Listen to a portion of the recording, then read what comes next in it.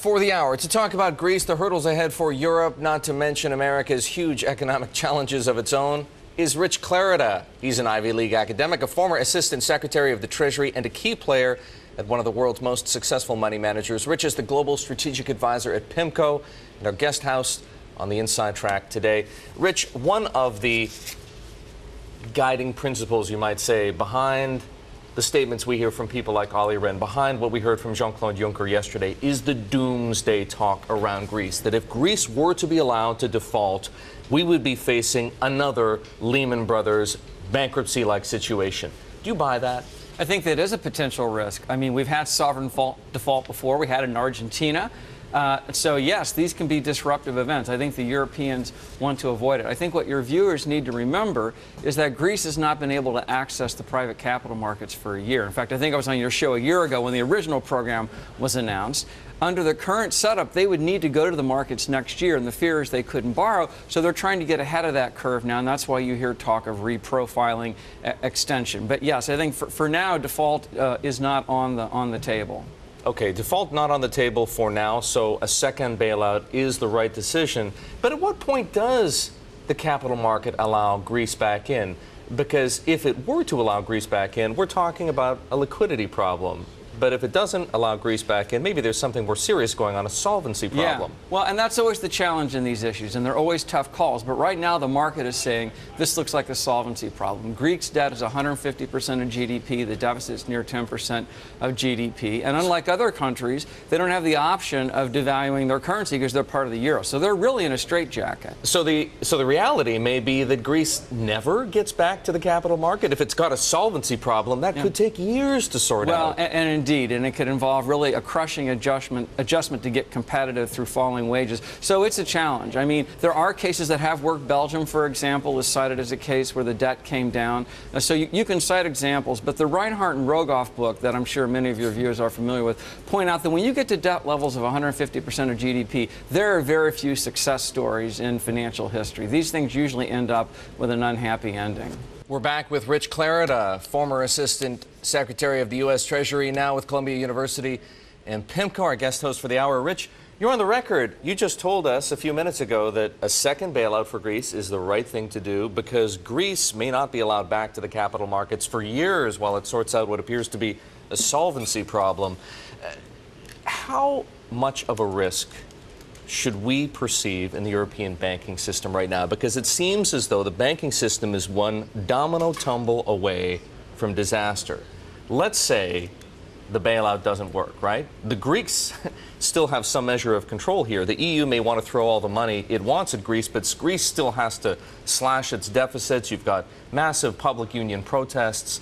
Some of the decision-making process still is left in the hands of the Greeks. And maybe nobody really has control over the situation, but let's say something happened. Let's say there was something akin to a default in Greece. It might extend to Portugal. It might extend to Ireland. The contagion might extend, the crisis might engulf Spain. Then you've got all kinds of losses being sustained by European banks, many of which have very razor-thin capital margins already. So how perilous a situation is this right now? Well, let me be clear. I'm trying to stick to what I think will happen. And what I think will happen is that there will be a combination of new funds from the IMF, the EU, and the reprofiling of the debt. You know, I don't want to get into right and wrong. I'm talking about the reality of what will happen. But I think the reason that it will happen is precisely the premise of your question, because there's a concern of contagion. Portugal and Ireland are in programs with the official sector. And I think that is the concern. And also, I think there is a new institutional framework that will be in place in 2013. And many officials, including those in Germany, would like to get to 2013 before broader decisions are made. But I think that is the risk. And right now, because the countries impacted are relatively small, I think the most likely scenario is we get through to 2013. Well, some people would call that kicking the can down the road. Indeed, they would. I guess I point to that risk, not because I'm trying to put you in a position of where you're predicting the future, but does it not all come down to the confidence investors ultimately have in not just Germany, I guess, but the solidity, the solvency of the European Central Bank and the willingness of the IMF to be able to participate here? Because if you follow that logical domino tumble, right, and you consider things like European, the capital, the solvency of European banks, right, ultimately you have to think about whether or not Europe would require some kind of gigantic TARP. Not that it's going to, right, but might it? And if it might need it, then somebody's going to have to fund it. Who's going to fund it? If the ECB is insolvent because it's taking losses on Greece and Portuguese and Irish debt, ultimately, it would have to be the French and the Germans who would have problems of their own in their own banking systems. Yeah. How does an investor put all these pieces of the puzzle together? You're exactly right. There are a lot of moving parts here, and they're moving at different speeds and over different time frames. All European banks are going to have to raise more capital under the Basel III rule. So that is inevitable. The amount of capital they have to raise will be a function of their ability to absorb losses and the losses, if any, they would take on these loans. But Basel III doesn't come into full effect until what, 2019? Well, but many of the provisions will start to kick in sooner, and the market is going to be pressing banks to actually get up to the Basel III levels even sooner than that. So we will see that capital raising.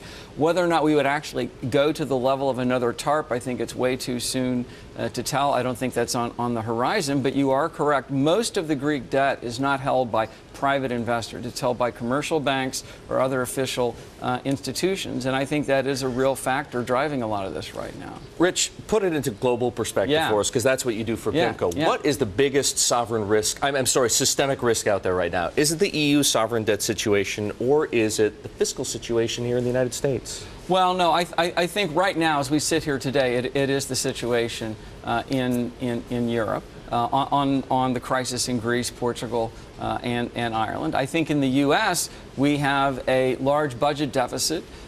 We have a medium-term challenge to reduce that, and then we have a very significant long-term challenge because of entitlements. I think there's still time to adjust that. I think we are starting to see some convergence in Washington, but that's going to be playing out over several years. So the near-term challenge right now globally is what's going on in Europe. Rich Clarida, the Global Strategic Advisor at PIMCO, he's with us as a guest host for the hour. So, Rich, you know, you come to this situation and the whole conversation about the world economy from a unique perspective.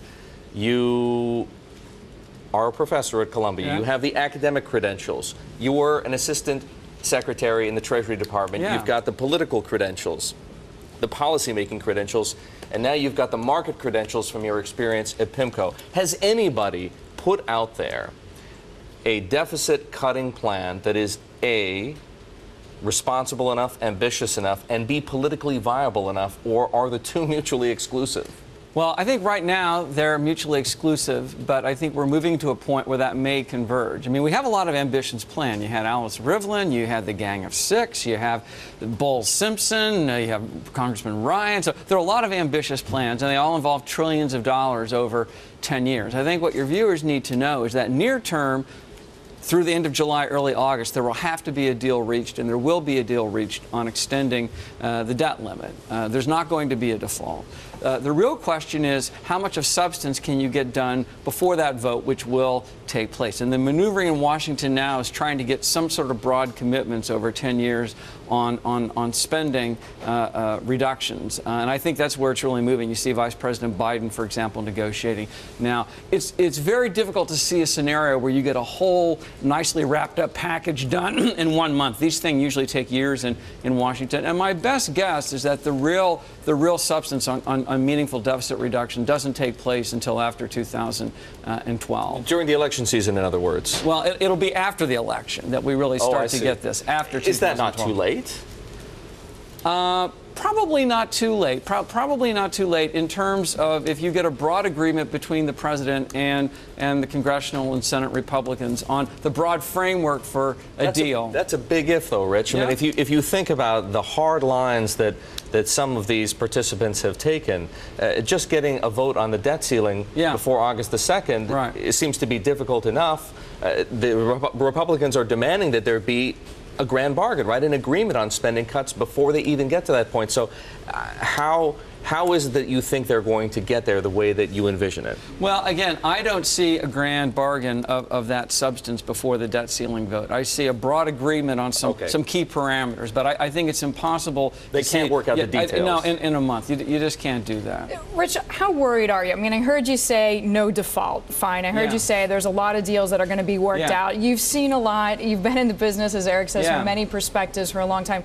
How worried are you about the U.S. economy, about its chances of having a strong recovery? I know officially we're there, but people don't feel it.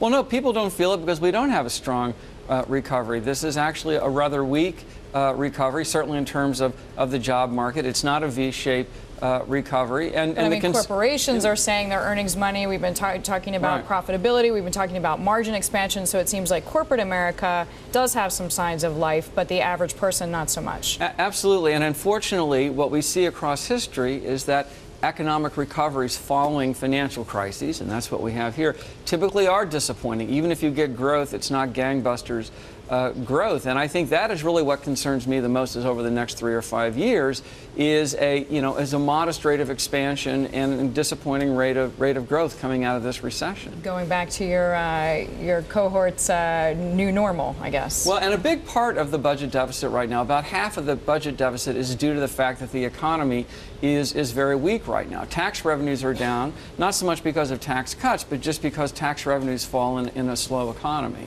Rich, if that is the case, might it perversely help the Federal Reserve in its efforts to engineer policy in a clever way to get out of QE2 because tepid growth in the economy and slow growth for jobs will help to keep those inflation expectations contained and allow the Fed to move forward without having to raise rates too quickly? Well, I think that's an excellent point, and I think that's very much the scenario that we see right now, which is that because we have a high rate of unemployment, underlying measures of inflation are reasonably well behaved. The market right now prices in the first Fed hike about 12 months from now, and certainly doesn't price in a very aggressive scenario. And I think that reflects exactly what you say, is that the market's projecting solid but not spectacular growth. This whole idea of a gang of four, Google, Facebook, Amazon, Apple, a great topic to pick up with our guest host for the hour, Global Strategic Advisor at PIMCO, Rich Clarida. Rich,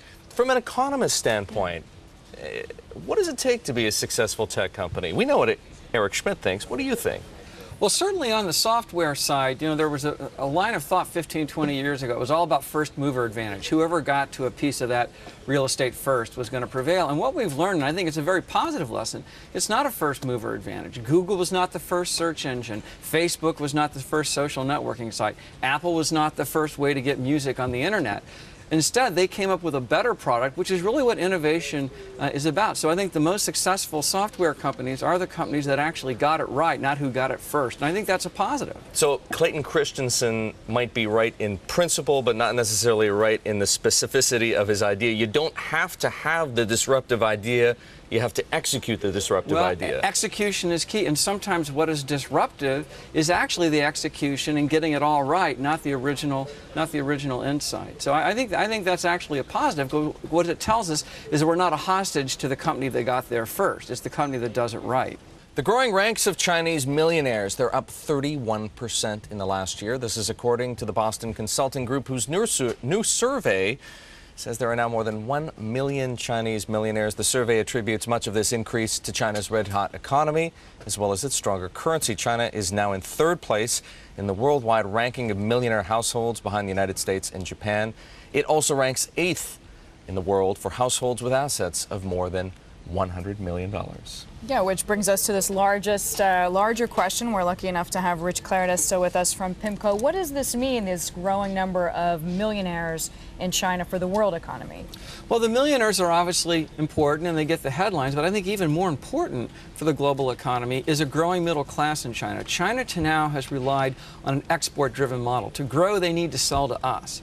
But over time, China needs to move, and I think it will move to a model where more of that demand originates at home. And really what's going to drive that is the number of households that earn, middle-class levels of living standards, and that's growing even faster than the millionaires. So over the next 5, 10, or 15 years, that's what I'll be watching, is the Chinese middle class. Okay. Rich, it has been great to have you here for the full hour. Rich Clarida, he's the Global Strategic Advisor at PIMCO, also at Columbia University. And Rich, of course, is a former Assistant Secretary of the U.S. Treasury Department.